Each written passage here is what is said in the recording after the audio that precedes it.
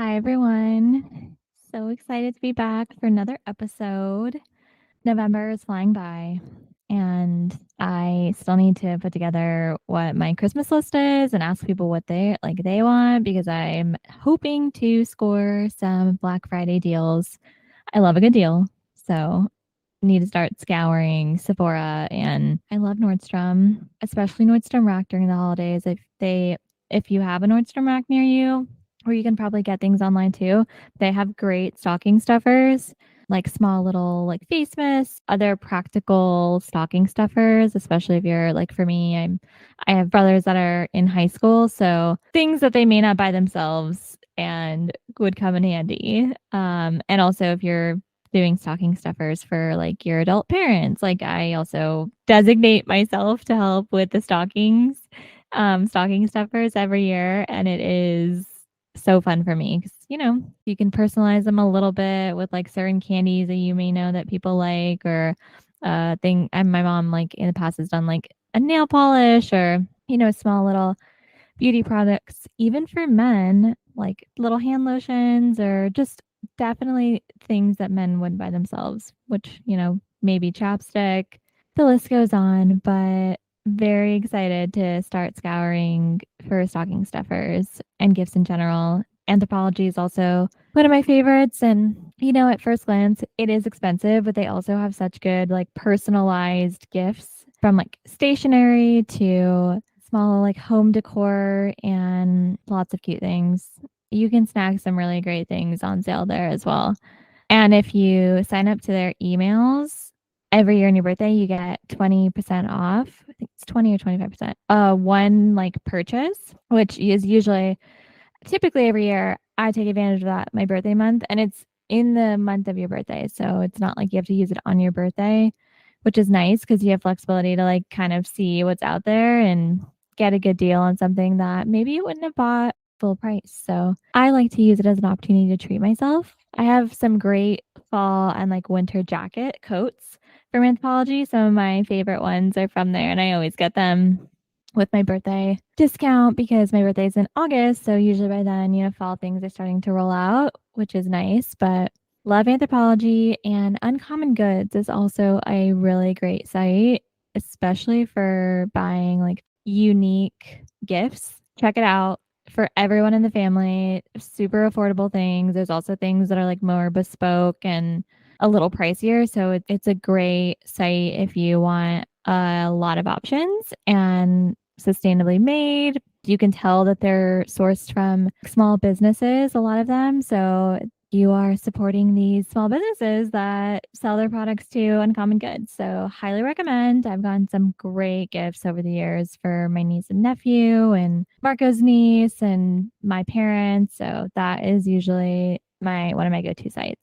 Other life updates, it is getting cold in California. I mean, my version of cold is like probably in the 60s. So it's very different from people that were probably raised on the East Coast and are used to the cold. But it's been getting so cold. I feel like I've finally bundling in some of my larger like jackets, which is nice. But it feels weird and it's also just getting so dark at like 5 p.m., which just feels weird because I'm like, it's so early. It's just so early. I need summer to come back again. But yes, it's been getting cold. We've been making lots of HelloFresh meals, and by we I mean Marco. But I have, I offer my sous chef skills if needed, and I always praise his meals because he's such a great cook. So HelloFresh, if you're not familiar with it, it's a meal kit service. You can customize how many meals you get a week. It gets delivered to your doorstep. They have like different tiers. So Marco and I do the 4 meals a week for 2 people. So we get 4 meals and like each of them is pre-portioned out for 2 people. It has the ingredients and everything packaged in like a brown bag and then a like card with the directions, like visuals. So it's like very easy to follow. Like if I were if I needed to make my own meal, I definitely could. And I do not like to cook, nor am I nearly as good of a cook as Marco. So I feel like it's very user friendly for a beginner cook. But the meals are so good. Like they have rice and veggie and like protein bowls and the pastas, just lots of different options like string beans. I mean, I do love a veggie every now and I know they're good for you. So these meals incorporate veggies in like ways that I'm here for. Sweet potatoes too. We had one with sweet potatoes last night. And then we actually got one that is shepherd's pie. So I'm excited to try that one. We're gonna make it on, and by we, Marco's gonna make it on a weekend so that we can, just have a little winter-ish weekend feel. Tis the season and it's soup season. And shepherd's pie isn't soup, but I feel like it's like an in between. Yeah, but really feeling HelloFresh. We've been using it for 5 months, 6 months since Marco moved to New York in April. We've been using HelloFresh, and sometimes it's been off and on because when we travel, we'll pause it, which is super nice. You can pause week to week. There's like usually a cutoff date depending on the day of the week that you choose to have the meals delivered. But there's other people in my family, like my aunt, and she actually uses it to like meal prep meals. That's something that we need to look into. But highly recommend you check it out. I can include my little link in the show notes in case you're interested and don't want to go searching. I think you'll get a number of free meals because when I first started, my best friend actually gave me her little code and I got free meals, just paying it forward. So, things I've been watching lately, wanted to share some updates because I've been in this Bravo world, reality TV world, but I am now realizing a lot of them are Bravo shows. I love a good reality TV show, and I've been catching up on Summer House, the original one, and then I also watched the spinoff one, that's, like, takes place in Martha's Vineyard, which is in Massachusetts. The original one takes place they go to the Hamptons, so, Summer House, Southern Charm, Winter House. Yep, think about that one, Winter House. I think they were in Aspen, somewhere in Denver, Colorado, and then Real Housewives, New York City. Vanderpump Rules it's like off season right now, so I'm waiting for that one to come back. I think it's coming back soon. But I feel like there's the relatability when I watch these shows, maybe in a way of these people are so vulnerable, and I know it's a reality show and it's film, so it's not like everything isn't fact, but I feel like there is an authenticity to it. Like a lot of these shows, you can tell, especially for some of them, like I've resonated with certain people and then realize like they've had a podcast and I've listened to their podcast, so it's like seeing them as creators in different aspects, not just through the show and connecting with them, and a lot of them women in particular. But it's just amazing to see these women thriving as entrepreneurs. And, really this reality show could be another source of income, which if like it works for you and you're able to thrive and live your best life and also like on a reality show and like do you know? Like, good for you, and sometimes I'm like, "Should I?" And then I'm like, I'm kind of also like, I don't know if that's for me, but I think it's awesome for anyone who does do it and continuing to grow. Obviously, reality shows, there's also that other side of it being toxic and, people, like, going on it when they have mental health issues and that not, being helping their, like, mental sanity, and definitely not here to perpetuate like that toxic environment that has been associated with reality shows. And I know till this day, like things aren't perfect, but at the end of the day, like seeing women from all walks of life, all ages, from different states and just all different places, like thriving is awesome to see. So just wanted to share my 2 cents. I usually watch all of this on Peacock because, Peacock is owned by NBC Universal and NBC Universal owns Bravo. And the only reason I know this is because I spent the first 3.5 years of my career working at NBC Universal and worked on these like huge projects and campaigns that were across all of their like channels. So I am very well versed in the company and their subsidiaries and all of that boring stuff that may seem boring to the average or normal person, but they also own a shit ton of channels, in addition to Bravo, like USA and WWE.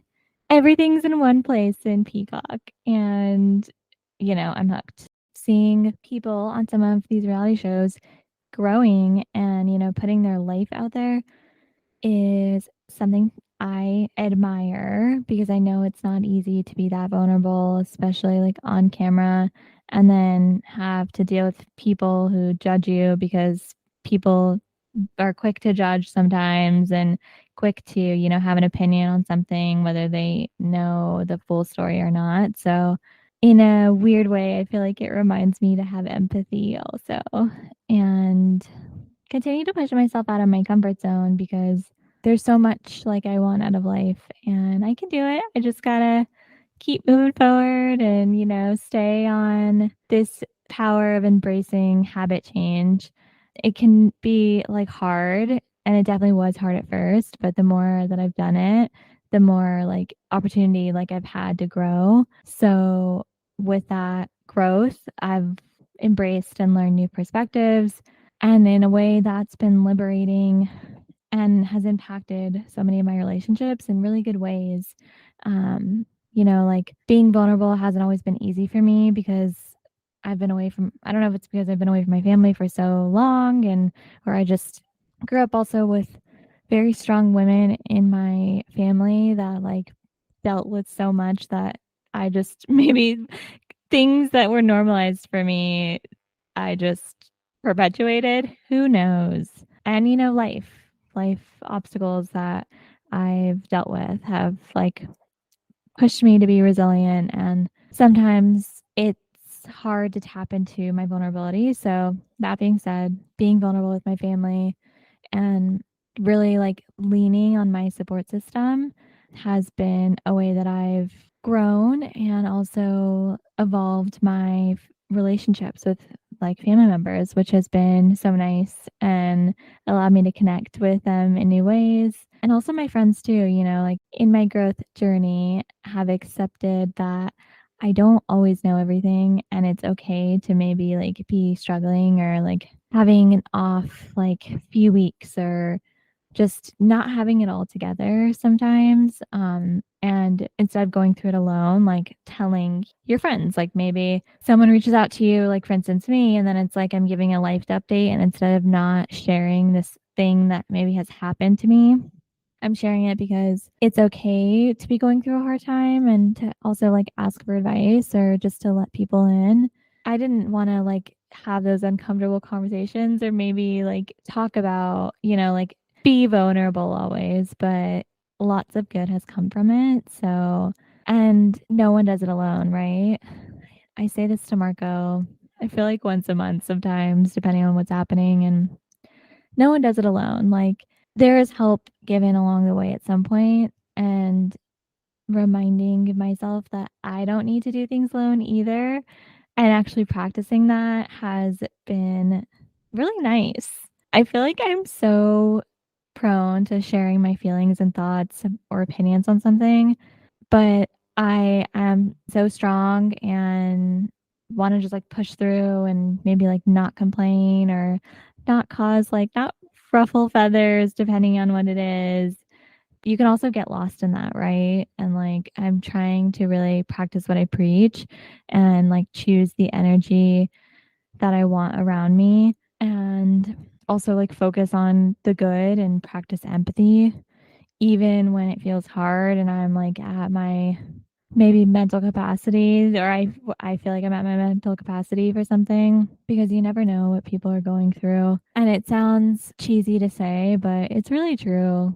There's just sometimes you never know. And while I can be quick to be like reactive or responsive or like be passive aggressive back or who knows, just taking a breath, stepping away, clearing my head has served me good because the alternative is me being like spicy and reacting and maybe then like regretting what I say or realizing like did I need to respond that way? Like do I feel better that I just knee jerk reaction gave a response?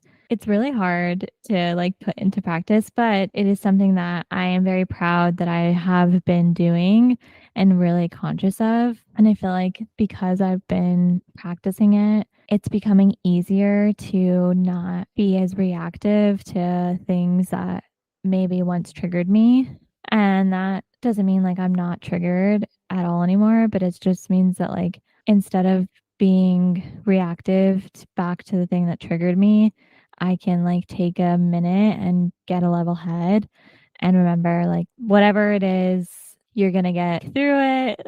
You choose how you react, and if it didn't feel good to get sent a certain like text message or email or like response, even in person, maybe the way someone responded to you, if it didn't feel good to have, like, someone do that to you, like, do I really wanna make someone feel, like, that way too, you know? And I don't.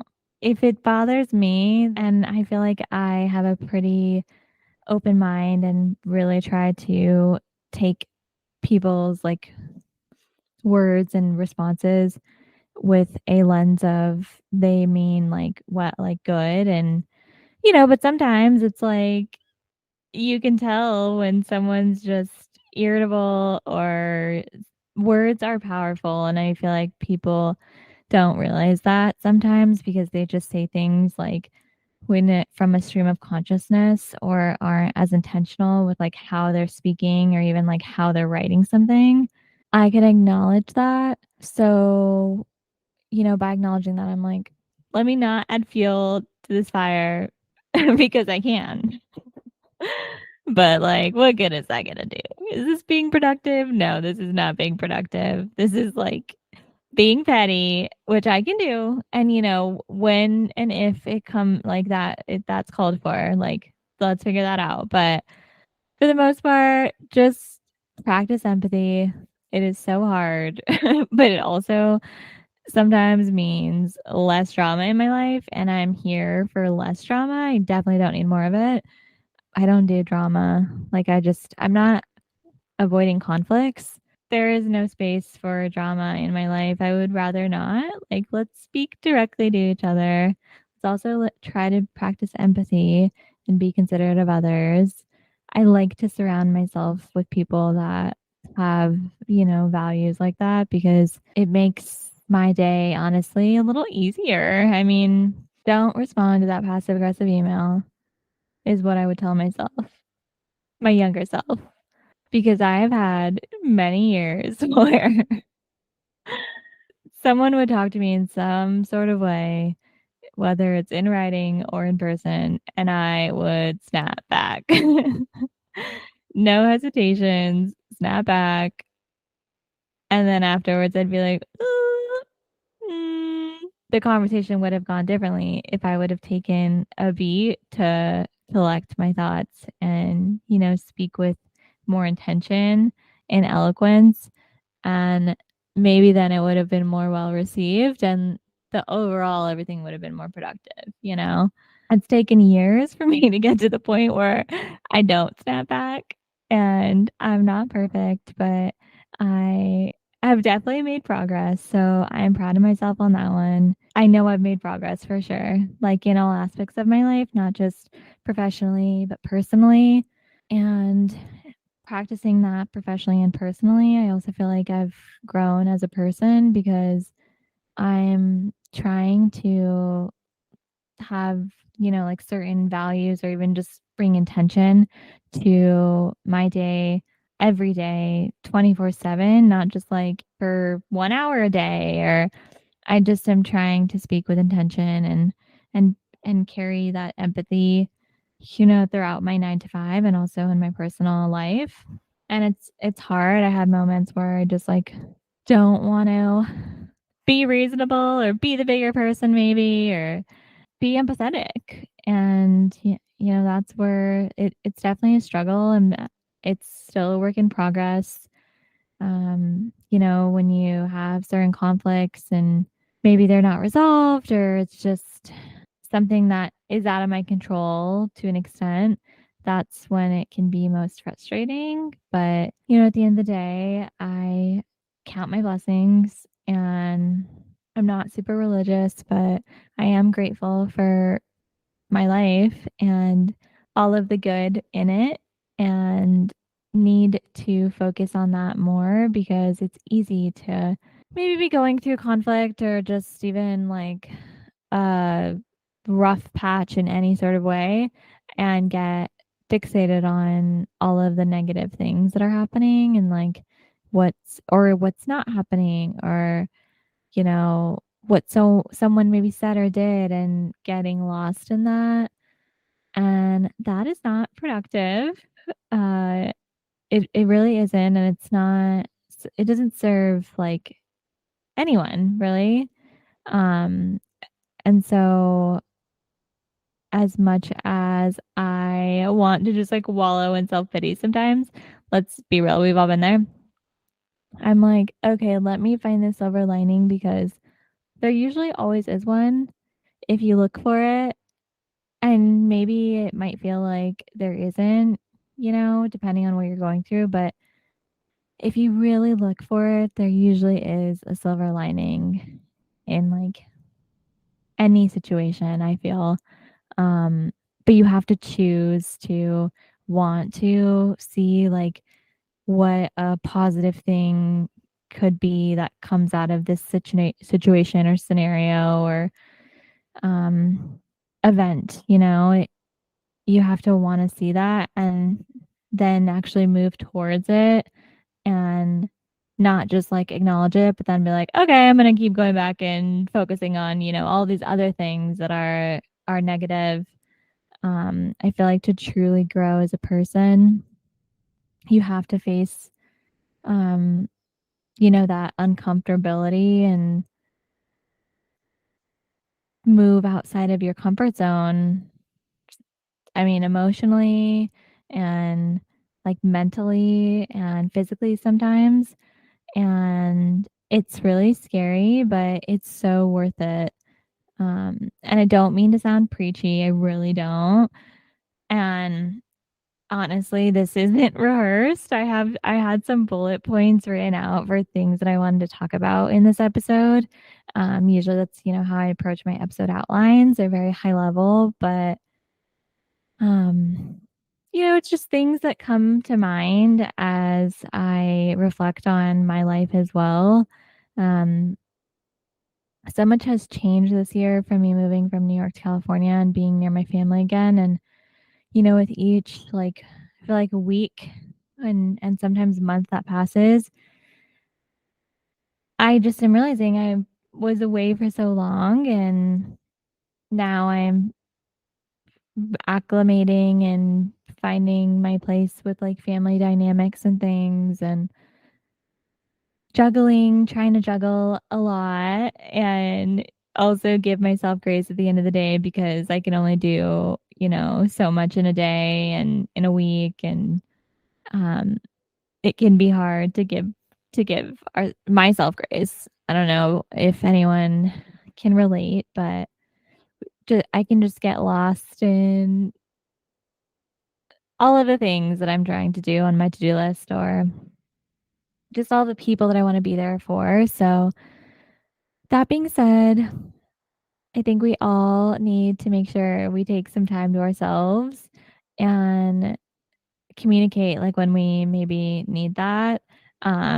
Whether it's like with our friends or family, or even just like deciding you're going to have like a chill weekend, or for me, that's like a chill weekend. Sometimes I'll tell my family, all right, I'm going to be a hermit this weekend. In like even sometimes it's in a couple weekends, because last minute things get planned sometimes, or I love seeing my family, so I feel like I'm like, oh yeah, I'll do this, and then I'm like, oh my gosh, it's been like how many weeks since I've just like been able to sit in my pajamas and like chill, or just like have a me day where I like don't need to like be anywhere or do anything. God, those me days just really like give me life. And I mean, I'm interacting with people all day, and sometimes also like before work or after work, I'm talking to family and things. And so me days help me reset, and they refill my, like, battery and, like, my social battery and energy tank, um, and I think we all deserve a me day, and I know that's really hard depending on where you are in life and what your dynamic is, like whether you're married or you have kids or you're even single, depending on all of the whatever is going on in your life. I acknowledge it can be challenging to find me time, but I would say start small, even if it's like an hour a week where it's you me time. Yeah, whether that's like, okay, I am going to go get my nails done or go for a drive or go take myself to coffee, or sit on the couch and watch TV or, you know, a movie and not be disturbed. I think everyone should have at least an hour in their week, men and women included. So that is my encouragement to communicate with your partner or your roommate or yourself when your me time is, and do that this week. So that way, going into the new year, you will have already started to practice having your own me time, and it'll be a habit by the time it's January. And wouldn't that be great? I mean, who doesn't need more me time? And if you already are taking lots of me time in your day, that is great. So maybe encourage someone else that is important to you, or just people in general, that they should take some me time.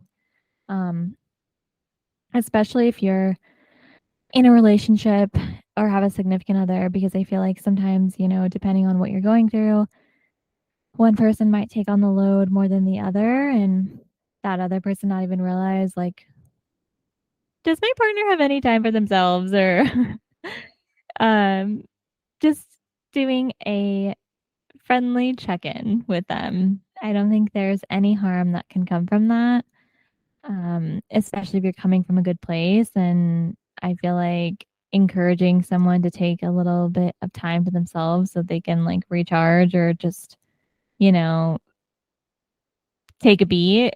I think that is a nice gesture. So hope everybody takes that challenge and adds some me time. I will do a poll on social to see if people are taking, even using, any me time. So keep an eye out. If you follow Precisely Nowhere on Instagram, you can participate in the poll. So that would be great. Would love that. I actually worked on a batch of social posts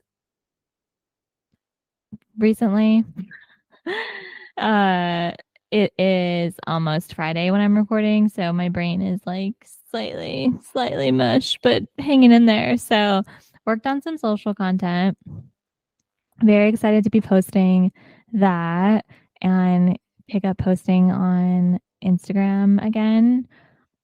Prior to me moving, we had lots of social content, very regular on a very regular cadence, and it was fun to post things and, spread more positivity out in the world. So I'm very excited to be posting.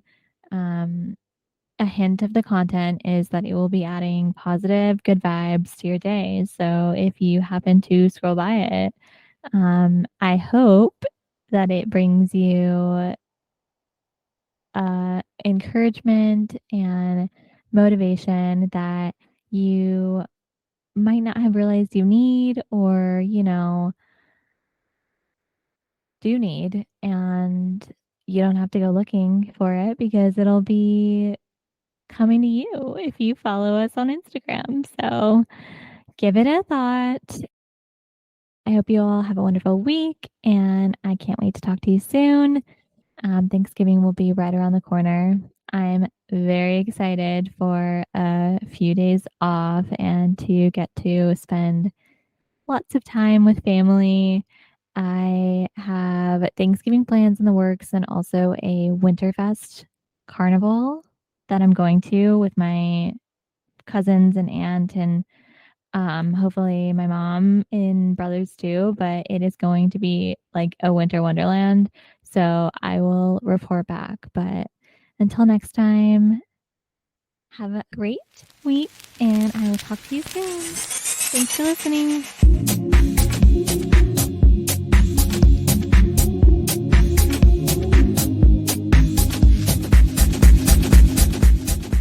Music and editing done by Marco. You can find him at midnight, MIDNITE_mind80